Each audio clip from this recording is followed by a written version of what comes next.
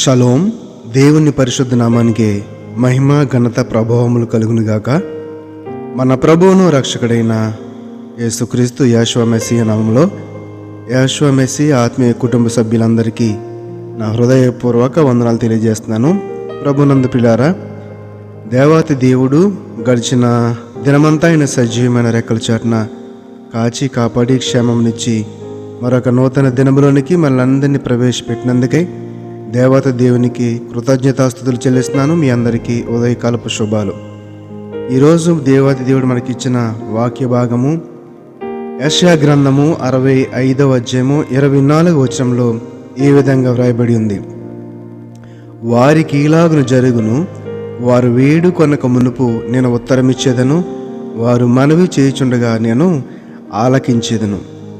వారు వేడుకొనక మునుపు నేను ఉత్తరమిచ్చేదను, వారు మనవి చేయుచుండగా నేను ఆలకించేదను. అవును ప్రియులారా, మన దేవుడు జీవముగల దేవుడు, మన హృదయాంతరంగంలో ఎరిగిన దేవుడు కనుక మనము అడగక మునిపే, మనము వేడుకొనక మునిపే, మనము ప్రభువా అని పిలవక మునిపే మనము దేనిని గురించి అడగబోతున్నామో ఆయనకి తెలుసు. అలాగే మనం మనవి చేయుచుండగా నేను వారి యొక్క మనవి ఆలకించేదను.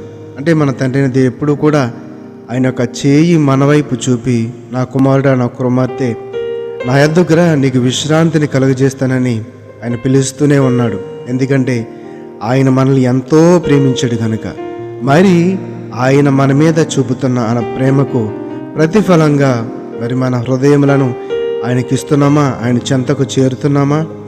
కాబట్టి మనమేమి అడిగినను ఆయన మన మనవి ఆలకించునని మనం ఎరిగిన ఎడల మనం ఆయనను వేడుకున్నవి మనకు కలిగినవని మనం ఎరుగుతాము. కాబట్టి ఈ యొక్క మాట యోహాను రాసిన మొదటి పత్రిక 5వ అధ్యాయం 14వ వచనంలో కనబడుతుంది.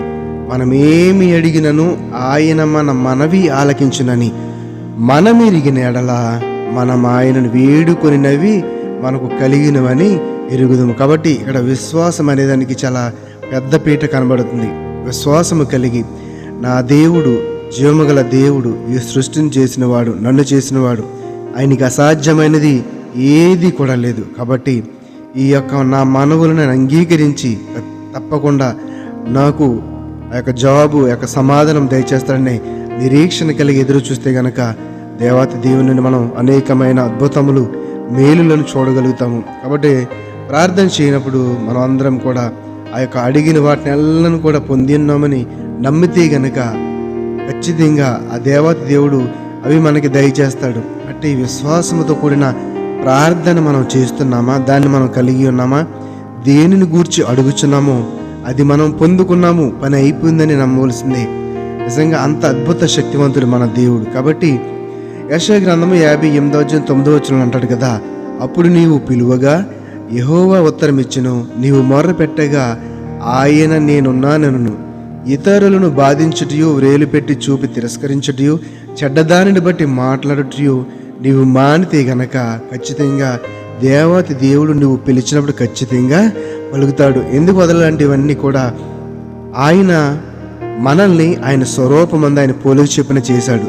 నన్నే కాదు, నువ్వు ఎవరినైతే వేలు పెట్టి చూపిస్తున్నావో, ఎవరినైతే బాధిస్తున్నావో, ఎవరినైతే నువ్వు తిరస్కరిస్తున్నావో, ఎవరి మీద అయితే నువ్వు చెడ్డ మాటలు పలుకుచున్నావో ఆ వ్యక్తిని కూడా ఆయనే చేశాడు. కాబట్టి నీ మీద, నా మీద ఎంత ప్రేమ ఉందో మనం బాధిస్తున్న వారి మీద కూడా ఆయనకి అంతే ప్రేమ ఉంటుంది. కాబట్టి ఆయన బిడ్డలు మరి ద్వేషిస్తున్నప్పుడు ఒప్పుకుంటాడండి ఆయన. ఖచ్చితంగా మనము ఇటువంటి పనులు చేస్తే ఆయన శిక్షకు మనం ఖచ్చితంగా లోనవుతాం. కాబట్టి ఇక్కడ చెప్పిన ఈ మాటలు, ఇతరులను బాధించడం, వేలిపెట్టి చూపించడం, తిరస్కరించడం, చెడు మాటలు పలకటం మనం మానితే గనక అప్పుడే మనం నిజమైన కుమారులము, నిజమైన కుమార్తెలు. ఎందుకంటే ఆయన మాటకు లోబడ్డాం కదా, ఆయన మాట విన్నాం కదా, ఆయన అధికారాన్ని ఒప్పుకున్నాం కదా, అందుకనే మనం నిజముగా ఆయన కుమారులమైన కుమార్తెలం అవుతాం. కాబట్టి ఆ ప్రియమైన సహోదరి సహోదరులారా, మనము ఈ వాక్యము ద్వారా నేర్చుకోవాల్సింది ఈరోజు ఏంటంటే, ఆయనకి మనం మొర్ర పెడుతున్నప్పుడే, మొర్ర పెట్టక ముందే ఆయన మన మనవులను అంగీకరిస్తున్నాడు.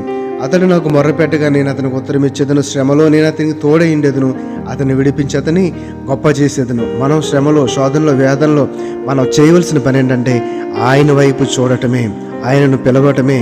నాయనా, నీ వైపే చూస్తున్నాను, నీ మీదే ఆధారపడి ఉన్నాను. ఈ లోకంలో ఈ శోధన నుండి నన్ను విడిపించే నాథుడు ఎవ్వరూ లేరు ప్రభా. మీరే నన్ను రక్షించాలి, మీరే నన్ను కాపాడాలి. నాయనా, నన్ను క్షమించు, నా తప్పులు క్షమించు, నా పాపంలో ఒప్పుకొనుచున్నాను తండ్రి అని ఆయన పాదాల చెంతకి వెళ్తే గనక ఖచ్చితంగా ఆయన మన యొక్క ఆ శోధన నుండి, వేదన నుండి తప్పించి ఆపత్కాలంన నన్ను గూర్చి మొర్రపెట్టి నేను విడిపించేదని చెప్పిన దేవుడు ఖచ్చితంగా ఆ యొక్క మాటను బట్టి, ఆ మాటను నెరవేర్పు కొరకు మనల్ని ఆ శోధనను తప్పించి నిత్య జీవంలో నడిపిస్తాడు, సంతోషంలోనికి, సమాధానంలో నడిపిస్తాడు. కాబట్టి మనమందరం కూడా ఈ మాట ద్వారా బలపడుచు, ఆత్మలో బలపడుచు, నిరంతరం కూడా ఆయన స్తుతిస్తూ, ఆరాధిస్తూ ఆయనకు మనవి చేసుకుందాం. ఆయన నుండి సమాధానం పొందుకొని దేవుడి ఈ మాటను మన హృదయాల్లో ఫలింపచేసి ఆశీర్వదించును గాక. ఆమేన్. పరిశుద్ధ మహోన్నతుడ మమ్మల్ని కన్న తండ్రి, నీ పరిశుద్ధమైన నామమునకు వందనాలు. ఇదిగో, మీరు అడగక ముందే నేను మీకు సమాధానం దయచేస్తాను. మీరు అడుగుతున్నప్పుడు, మీరు నాకు మొర్ర పెడుతున్నప్పుడు నేను మీ మనవులు ఆలకిస్తాను, మీకు సమాధానం దయచేస్తాను, మీకు జవాబు ఇస్తాను, శోధనలోని వేదనను తప్పిస్తానని ఈరోజు మాతో మాట్లాడారు. కాబట్టి మాలో వచ్చే ప్రతి వేదనకు, శోధనకు తండ్రి ప్రభువా, నీ సన్నిధికి వచ్చి, నీ సన్నిధిలో మోకరించి, నీ మీద ఆధారపరచు, నిన్ను అడుగుచు మా జీవితాలను తండ్రి ప్రభువా నీ చిత్తమునకు లోబరిచి, నీ అధికారం క్రింద ప్రతి కృపను దయచేయమని ఉన్న మాటను బట్టి మా ఆత్మను బలపరచమని నజరేయుడైన యేసు మెస్సీ నామములో ప్రార్థన అడిగి వేడుకొనుచున్నాము తండ్రి. ఆమేన్, ఆమేన్. షలోం. అందరికీ వందనాలు. షలోం.